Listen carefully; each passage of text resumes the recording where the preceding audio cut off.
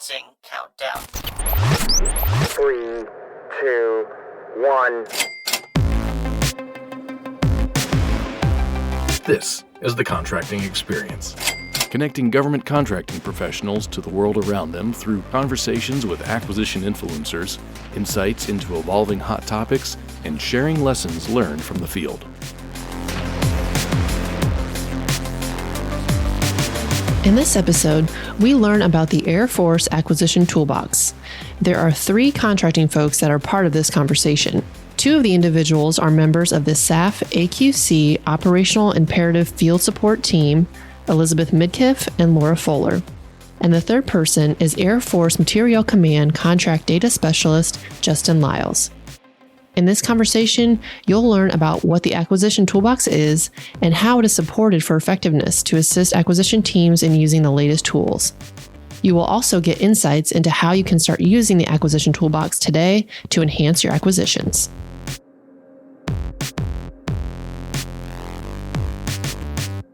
Welcome, Elizabeth, Laura, and Justin to the podcast. Thanks, Amber. We're glad to be here. Yeah. So Elizabeth, I'm going to start with you. What is the Acquisition Toolbox and how is it different from other contracting SharePoint sites? So the Acquisition Toolbox is a SharePoint site that's located on Air Force Contracting Central. And its purpose is to showcase different ways to apply innovative methods and flexibilities, no matter what stage of the acquisition a team is in. So the innovative methods that are displayed throughout the toolbox, they can be used by these teams to streamline and improve their acquisition process. So currently, I think the toolbox has about 680 tools, and some examples of those tools would be how-to guides, teams channels, best practices, lessons learned. We have some games on there. We have a lot of tactics, techniques, and procedures in a lot of different categories. We have augmented reality or AI tools on there. We have some 5-minute videos, and we have lots of stuff for execution teams. And the tools, they're sort of organized either as a federal tool, a DoD, or a Department of Air Force tool. And the toolbox is organized into 7 different drawers. The first 6 drawers of the toolbox are the main phases of an acquisition, and we categorize those as requirements development, acquisition strategy, solicitation, evaluation, award, and post-award. And then our 7th drawer in the toolbox is the alternate authorities drawer. And so that drawer has tools related to all of the alternate authorities, such as other transactions, small business innovative research or SIBRs, commercial solutions openings or CSOs. So that's kind of an overview of what the acquisition toolbox is. I would say there's probably 2 main ways that the acquisition toolbox is different from just a regular contracting SharePoint site. The first way, I think, is that the acquisition toolbox it's empowered by innovation, which is in its little name or tag phrase. It's not just another policy site that lists all the regulations and policies that an acquisition team has to abide by. The toolbox houses tools that are meant to really inspire acquisition teams to go out there and do things a little differently within their processes. And we recognized when we were developing the toolbox that, hey, innovation can be different for each acquisition team. But just to kind of put it down in black and white, we defined innovation for the toolbox to simply be either the process of creating something completely new for your acquisition or just improving upon something that already exists. We know we have to do market research. We know we have to solicit. But how can we improve that? How can we bring innovation into that process that already exists and do it better? So some examples I would say of that would be innovation for one team could be that they use a pitch day as their solicitation method, or they use an oral proposal as their evaluation method. And we have tools in the toolbox for that. We have entire sections devoted to that. Or a team could use the Game Changer tool and AI to search thousands of policy documents related to their topic and just streamline that a little bit. So we would develop the toolbox to encourage innovation. I would say that's the first way that it's different from a regular contracting site. I would say the second way that the toolbox is different from a regular contracting site is that it was developed to empower the entire acquisition workforce to be more innovative and streamlined. It's not just a contracting toolbox. It's also for program managers. It's for contracting officer representatives, item managers, logisticians, financial analysts, everyone within the multifunctional team. And during the conception of the toolbox, we, in the operational imperative field support team, we were looking for a way, we were in the process of forming our team, and we were looking for ways to house or, pull together all of the different topics or tools and ways we were helping teams out in the field. Because our team was developed to go out and help the operational imperative execution teams with any barriers or challenges that they are experiencing within their acquisition. So we came up with this idea to have a toolbox, to have just a centralized location to house all the tools that we, have found or developed, and be able to share them real time with the workforce. So while we were developing this toolbox, we went out and we made a big effort to include other functionals in the development of the toolbox, and to capture tools that, program managers use and would like to share. So it's really, it's an innovative space. It's to encourage and empower teams to be innovative. And then it's also for the entire multifunctional team. Awesome. Well, thank you for the rundown on that. And so it sounds like there's a lot of tools in there, 600 plus, and it sounds like it's a one-stop shop place is what I'm hearing. Is that correct? Absolutely. Great. And so we want to make sure that our contracting folks that are listening to this, or other acquisition folks, that this is not just for contracting people. This is for all acquisition teammates to go out and take a look at. And so if a team is thinking about trying something different or wants more resources to research the route that they're going to take, that this could be a great place to start. All right, Laura. So the next question is for you. So what are the next steps for the acquisition toolbox?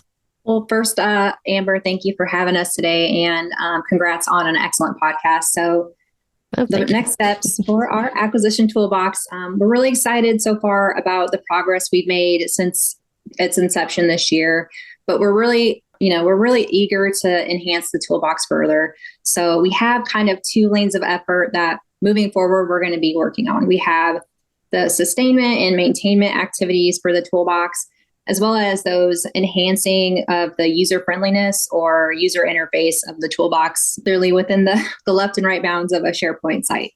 So, in order to sustain the toolbox, we didn't want to just make a SharePoint site, deliver it to the field, and then walk away, because we all know that would become like a stale product very quickly. So we have now dedicated knowledge owners for each of the toolbox drawer or pages, and they have a couple of tasks going forward. Partly those are to, again, sustain or maintain the toolbox, and those fall within everything from making sure broken links are fixed to incorporating kind of that user feedback loop. So we have that user feedback loop, right? We have a few ways for users in the enterprise or the field to provide feedback to our knowledge owners. We have a dedicated toolbox survey on the acquisition toolbox, or they can go ahead and reach out directly to our knowledge owner, or, myself or Elizabeth as the site owners, and recommend some feedback or provide feedback. So some of that feedback so far, we've gotten immediate feedback from trainings that we've done, but we also, we want to get feedback for what are some of those desired tools or tools that are really actually being used actively in the field. As far as tools in the field too, I would say, as myself, I would sit by my program manager and I would see, hey, that's a pretty cool tool. And if the next program manager I work with, I would recommend that tool to them. So if you, kind of run across that instance as a contracting person and you find a cool tool that maybe your PM engineer or different functions using, go ahead and recommend that to the toolbox as well, because, we want to incorporate other functional tools as well. So besides those kind of sustaining and maintaining activities, we're also going to be working on enhancing the user friendliness. So what does that really mean? Okay, so we have the SharePoint site. We're going to, diligently maintain it, but we're also going to keep adding content, right? So we're actively right now, we're developing some training videos and navigation guides for the toolbox. So some of the videos, they're going to be more designed to cater to our users with varying time constraints. We kind of came at it as if you have quick 5 minutes or 10 to 15 minutes, either go to the navigation guide or go to the training video to, learn more about the toolbox. For the training video, if it's a 10 to 15 minutes and you want to be kind of that more expert level, just watch that video. And that's really going to walk you through each toolbox drawer and demonstrate, hey, how can I leverage these tools and inject that innovation into my acquisition or my contracting strategy. And then lastly, we are actively working to introduce the toolbox to our mission partners. So far, I think to this date, we've done about 18 trainings, and that's been about 4,000 acquisition SMEs that we've trained. And we're going to continue to do that. So that's live trainings, which include, going through the demonstration of the toolbox. We kind of started with our contracting professionals, and now we're incorporating more and more different functions. So we've trained program managers, engineers. We've done trainings with the ACE, and we've gotten, just great feedback. So we're going to keep adding and keep rolling out training to different functionals. It's great to hear that it sounds like there's been a lot of forethought on this, putting this toolbox together and building it and designing it, just with as far as the standing up of the toolbox, but also sustaining and maintaining it. I think all of us listening have probably used a SharePoint site for something where you were like, oh, all these links are broke, or this hasn't been maintained properly, and it kind of hurts your ability to be able to use it. So it's great to hear that you guys have already thought about that, and you're already putting systems in place to make sure things are being addressed, and also that you're getting user feedback, because that's so important too, in making sure that tools are actually helpful to use. And in this case, the toolbox that holds all those tools. So I appreciate you sharing kind of the outlook and how that looks, and also how the workforce that's going to be using this can give feedback and really make this the best toolbox for them. Like you said, sharing tools that maybe they're using or have used in other offices and putting it out there at this one-stop shop for people to be able to access and find themselves.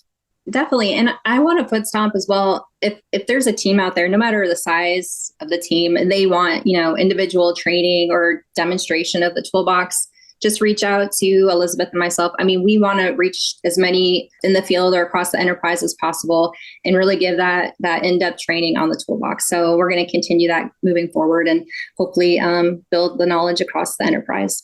Justin, can you tell me about the merger of the Acquisition Toolbox and the Air Force Contracting Central Business Tools page? And then what roles does each site play in the compilation of contracting business tools? Sure, Amber. First off, thanks for having me on the podcast. So as you know, I'm a contract data specialist here in headquarters AFMC PK, part of the digital division. And so business tools such as these, kind of fall under our purview. We're out there on the cutting edge trying to find new tools that can help our contracting professionals. Obviously as part of headquarters AFMC PK, we're here to help organize, train, and equip. And the digital division, which is one of the newer divisions of headquarters AFMC, really focuses in on the business tools and, creating our processes to become more digital, more automated, more efficient. These business tools that I'm going to talk about a little bit, really get into that. So before the toolbox was launched, we kind of had a predecessor site to the toolbox that did somewhat the same function, but definitely not to the same level as what this acquisition toolbox is doing now. So bottom line up front, we're really trying to ensure that the contracting workforce is aware of what business tools are out there and are aware of how to use them and access them. Back in 2022, the digital division at headquarters AFMC PK went through and compiled and evaluated approximately about 40 business tools. Some of them were submitted independently. Some of them were compiled by some of my colleagues up here. And they went through a rating system and were evaluated and ended up being added to our subpage. So we have an existing subpage on Air Force Contracting Central called Business Tools. You can get there by either going to the homepage of Air Force Contracting Central, or you can go there now by clicking through the Acquisition Toolbox. And it's still there today. We've kind of changed its function a little bit, but it still serves a purpose that we'll get into here in a minute.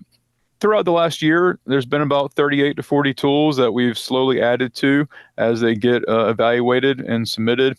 As I took over earlier this year, taking over the administration of that page, I just kind of noticed that once the Acquisition Toolbox was launched, we kind of had a little bit of a duplication of effort. So in order to cause or create some synergy between AFMC PK and AQC, I reached out to Elizabeth and Laura and said, hey, I really like what y'all have done with this Acquisition Toolbox. How can we at AFMC PK assist in ensuring that the Air Force contracting workforce is able to access these business tools, get them out to the widest audience that we can, and ensure that they've got the tools they need to complete their day-to-day operations. So, I explained what all our page had on it and where I thought that we could maybe consolidate and collaborate on our two sites. Elizabeth and Laura were great. They were receptive to the idea. We all agreed that this was something that we should look into. We got blessing from leadership and off we went. So we decided that this launch would be a great opportunity to merge and consolidate our pages. And so far, so good. It's been a good ride to get that change in purpose, I guess you can say. Because at the end of the day, Air Force Contracting Central has been an evolving page throughout the years. I think it's continually getting better each year. Easier to find things. It's being maintained more regularly. And the introduction to this Acquisition Toolbox is just another example of that. So if you were familiar with our business tools site prior to the Acquisition Toolbox being launched, that SharePoint still a subpage on Air Force Contracting Central, and basically it was a SharePoint listing of, like I said, about 40 business tools, and that kind of then shifts when the purpose of our page will be to receive tools or tool ideas, evaluate them, rate them, and then send them over across the fence to Laura and Elizabeth to have them upload them and place those tools in the applicable drawer. Because this all kind of started with, kind of coining the phrase, let's get the tools back in the toolbox. So we had all the tools that had been evaluated, and we wanted to ensure that they got located within the Acquisition Toolbox so that there was, like we said, a one-stop shop for our workforce to go and pick up these tools. So yeah, they're, both sites will now work together with slightly different purposes. But so far, I like the synergy that we've created. We've reduced our duplication of effort, and I'm excited to see where both the Acquisition Toolbox page as well as the Business Tools site go from here. Justin, I appreciate you sharing kind of like behind the scenes look on that, because I think sometimes when, we're working out in the field, we're kind of unsure, like, what are those people at headquarters or SAF-AQC, like, what are they doing? And I think overall at these different levels, we're trying to help the workforce as best we can without causing them more work, right? So we're trying to make things as easier and effective, whether it's through new tools or consolidating efforts or anything like that. So I appreciate you kind of sharing the behind the scenes look on two efforts that were going on that were really trying to help the workforce, and then how you guys came together and consolidated those so that way the workforce really can have this one-stop shop. So they're not like having to click around all these different things trying to find the information. They can go to the Acquisition Toolbox and find a lot of the information that they need. Exactly. Just to follow up on that, like, obviously before I came into this role back in the day, I was a buyer, I was a PCO, I was a section chief, and, in all those different roles, you use these different sites for, research, to find regulation, to do some market research on things. The biggest frustration you can have is either not knowing where to go, or you get to where you want to go and you click on the link and the link's dead, or it hasn't been updated in 6 years or whatever. So trying to ensure that all these tools are in an easy location that everyone can find and they're all aware of where they're at, and that, that they're all, continually being monitored and updated is the real goal that we have. And that's something that both AFMC PK as well as SAF AQCP and AQCI, we all share that common goal of trying to ensure that these acquisition and business tools are being made public and maintained for everyone. So true. All right, Justin, can you go into further detail about the evaluation and rating process for business tools on the business tools page? Sure. So this evaluation process is basically unchanged prior to the acquisition toolbox. So we still have the same process map that we utilized that was out here before the acquisition toolbox came out, and we're going to continue to maintain that for the foreseeable future. So, one thing I want to draw attention to is when you come to our business tool page, which, like I said, you can either get there, it's a sub page on Air Force Contracting Central, you can get there on the front page, or if you go to the acquisition toolbox, they've also put some links on their toolbox site that will direct us to the business tool page. So if you're out there and if you're using a tool in your office or your organization, or you have a great idea for a new tool that you think would be beneficial, the business tool page is going to be the place that you want to go. So like I said, the primary focus of our page is now shifted from compiling tools to receiving and evaluating and rating the tools. So when you go to our page, there's four main sections in there. I'll just go through them real briefly. So the block on the top left there, you're going to see a block that talks about guiding principles. If you're interested in seeing how we evaluate the tools, what factors that we use, what the rating system is. We use an Olympic, medal system, gold, silver, and bronze, kind of our way of showing how effective and how efficient we think the tool is that's been submitted. That way, when end users are going out and finding these tools, they can come back to our site, see what the rating is for the tools that we've evaluated, and that way they have an understanding of how strong we think that tool is. Especially if there's sometimes more than one tool to complete the task that you need. So there's 3 or 4 tools that do very similar functions, and one's gold and one's bronze, and 2 are not rated. Then perhaps you want to try out the gold one first, but that doesn't mean the other 3 won't fit the need either, or maybe based on your unique situation, it would be better for your, what you need. But one, it gives a little kudos to the organization or the individual that submitted it or came up with it.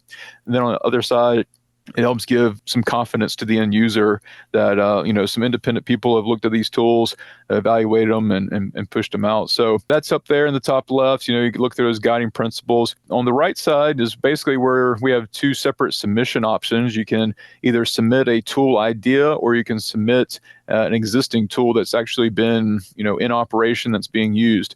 Both similar processes in submitting those. It's basically you're just adding an entry to a SharePoint list. You're going to give some, identifying information, depending on if it's a tool, existing tool, or an idea. Kind of depends on what kind of information you're going to give. Obviously, if it's an existing tool, you're going to show us, how to get to it or how to access it, or send us a copy if it's some sort of standalone software or something. And then, you're going to give some other information in there that we'll be able to use to start our evaluation. Finally, there's another block on there on the bottom left, and that's going to be where you go to look at access instructions for the 40 or so tools that we've already evaluated, as well as being able to see those gold, silver, and bronze medal ratings that I talked about earlier. So those are the 4 main sections of the site. Like I said, the main thing that we're focusing on now is giving people the opportunity to submit those ideas and those tools for us to evaluate. So, kind of giving a little plug there. If your organization's been using a tool and you think it's very valuable, the leadership thinks it's valuable, it's saving time, saving money, don't be stingy and save it. Go ahead and submit it through our process, and let's see if we can evaluate it and get it out there. Because once we go through our evaluation process, which, like I said, there's anywhere between 5 and 10 individuals that use the metrics that we've created to evaluate the tool, and then based on that rating, we give it a medal score. And then once we have that, if it meets the criteria, I send it over to Elizabeth and Laura and let them know that this tool is, been evaluated and accepted. It's now, I would say a recommended tool by FMC PKM, and then they'll go ahead and place it in the applicable drawer on Acquisition Toolbox. So, so again, this kind of shows how the 2 separate offices are working together. We're receiving these tools and ideas. and we're evaluating them, then handing them off to AQCP to get them into that toolbox so that everyone can use them. So yeah, it's really the way that our site's now kind of morphing is into more of that evaluation purpose. And then we're going to hand them off to the acquisition toolbox when they're ready. So if you got an idea, if you got a tool, come over to the site, submit it, or you can send me an email and we can talk about the process a little bit, see whether or not it's ready for submission. One thing that we're kind of changing a little bit this year and going forward is we're trying to ensure that we're not just getting, one-off ideas that, haven't really been vetted by anyone. So this is something that, just one office is using. Try to go through your chain of command a little bit. If you're working for a weapon system LCMC, try to go through, your branch and your division first, talk to LCMC, see how, maybe from a more center-wide impact, if it's something that they would want to, endorse before bringing it up to the MAGCOM level. That would just save us a little bit of time to kind of ensure that enough people are using the tool and enough people are seeing value before we start evaluating and putting it over there in the toolbox. But yeah, either way, I think it's a really good setup we have going on. We're always willing to receive the ideas and the tools, and we look forward to seeing some more here in the near future. And for anybody that's listening to this, if you're not within the Air Force, then you're not going to be able to access this site. So I would just want to foot stomp that this is an internal Air Force site. So it's not going to be, the link's not going to be in the show notes, but it's Air Force Contracting Central for those folks that are listening. And so the acquisition toolbox is accessible through there. As Justin said, also the business tools page, if you wanted to access that and to submit a potential tool for his team to review. So the last question I have for you guys, and I'm going to address this to Elizabeth, but anybody can jump in if they have any thoughts. But just to give some context to the folks listening, what are some examples, Elizabeth, of how acquisition teams can use the acquisition toolbox? Let's say there's an execution team and they just got their requirement or their requirements package in. So they're getting ready to start developing their acquisition strategy. So they could go to the toolbox, look in a couple different drawers. We have an actual acquisition strategy toolbox drawer. They could kind of peruse and see what tools are in there.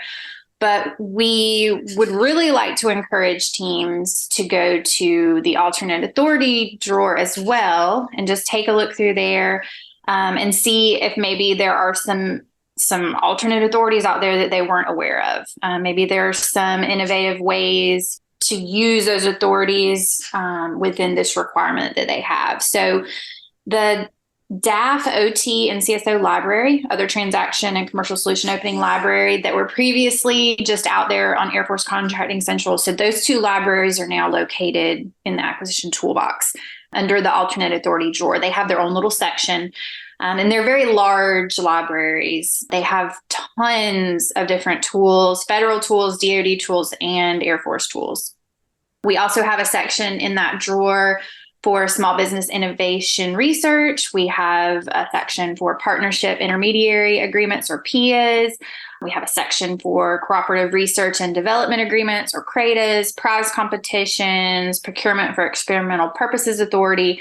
So there are lots of alternate authorities in there that we hope teams will go in, look through this drawer, look at the different guides, the different teams channels. We have templates, examples, TTPs, communities of practice they can look at and just see if maybe one of these alternate authorities fit their requirement that they have. So another example would be, let's say a team is approaching the award stage of their acquisition. So there are certain things that we as contracting individuals have to do when we award a contract. Well, if they go to the award drawer of the toolbox, they'll find a couple of DoD AI tools, such as the 889 DORA bot and then the determination of responsibility bot. So they can use those innovative tools and use machine learning to accomplish a human task of checking for the contractors required FAR 889 provisions or to determine responsibility. So those bots will take the contractor or offer's information and go out there to SAM, and they will actually pull their different reps and certs and put them into a format and send them back to the contract specialist or contracting officer. So it takes about an hour for the bot to do its work. So it's just, that's an example of a tool that a team can use to just streamline a process that we have to do anyways. And then a final example of an innovative tool that a team could use. So let's say a team's getting ready to do their market research. Market research is required, right? So a team could go out and use the Bizent tool or the AFWorks Turbo Innovate tool. So both of those tools are in the market research section of the toolbox within the acquisition strategy toolbox drawer. So the Bizent tool, it's short for business intelligence. And we like to refer to it kind of like a Yelp for operational contracting. It's a map-based application, and it displays the capacity of the commodities and services available in the surrounding commercial market. So let's say you need to do some market research on companies and aircraft hangar rental or bus transportation. Let's say you're getting ready to do like an air show and you need bus transportation information. You can go to Bizent, you can put in your information, and other users have been updating the tool, and you can get accurate and up-to-date market information with the actual contractor's information. And so it kind of helps you with your market research. And then the AFWorks Turbo Innovate, it's an AI-driven market research tool. And so you can put in your different keywords for your requirement, and the tool goes out there and searches different data sources, and it will identify previously awarded SIBRs for potential follow-on contracts that you could do. It searches like DoD and federal awards to include NASA. It'll locate vendors, it'll locate subject matter experts within academia, and it'll pull all that stuff back and give you generate a market research report for you if you want. So these are just examples of taking something within the acquisition process, and as a team is either in that stage or approaching that stage, they can go to the toolbox, look at the different tools, and hopefully find something there that will bring some innovation in, streamline a process, give them some cost savings, do something that'll save them a little bit of time or just make it a little more fun. Those are just a few examples of some of the tools that we've put in there. And, as working with Justin's group, we hope to add many more in the future and work to keep all these tools updated. And Laura and I are always here to support if anyone has any questions. We can get you to the right POC for the tool if you're having issues navigating it or anything like that. So please reach out to us and we're available to assist. So, from my own experience, we sometimes tend to just pick up the last contracting or acquisition strategy. And, if it's not broke, don't fix it type of approach. And that's not necessarily a wrong way to do it, but you can always inject different tools or tactics or techniques into those strategies and iterate on it, make it more efficient. So no matter, like she said, where you are within that acquisition, what milestone you're at, go into that toolbox and see, hey, is there a technique in here that I can add into our contracting strategy? I'm a big proponent of oral presentations. And I think that's like a huge way to save efficiencies. That may not be innovative to some people, but if you've never, added that to your strategy before, maybe try that technique out and you'll see, hey, this really makes my evaluation time fly by. So I think Elizabeth hit on a lot of the great tools that we have. And we also add new tools every day. I think we started with maybe 400 tools in the toolbox, and now we're up to 680. So we have places like AppWorks just kind of creating these tools, and just come back to the toolbox and see what kind of new tools are out there to kind of add to your efforts. So I think that's a really good invitation to those that are listening right now, that if you listen through this whole episode, no matter where you're at in your acquisition timeline, get on Air Force Contracting Central, take a look at the acquisition toolbox and see what might be in there that can help you today moving forward. And so I really want to thank all three of you, Elizabeth, Laura, and Justin, for sitting in with us and being on the podcast. And I'm looking forward to the workforce using this tool. If you have suggestions for topics or people to interview or feedback on the podcast, you can submit those at thecontractingexperience@gmail.com. I want to thank you all for listening to the Contracting Experience podcast. Until next time, keep connecting to the world around you.